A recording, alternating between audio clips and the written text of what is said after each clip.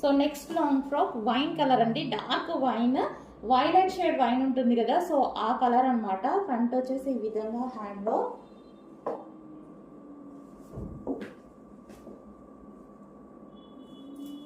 Dupatta. So ఇక్కడ నెక్కి ఈ విధంగా వర్క్ వస్తుంది కదా, ఆ దుపట్టా.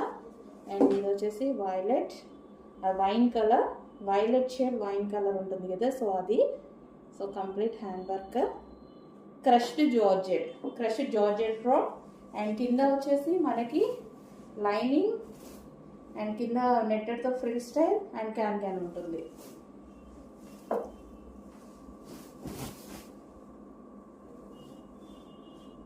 ఫ్రాక్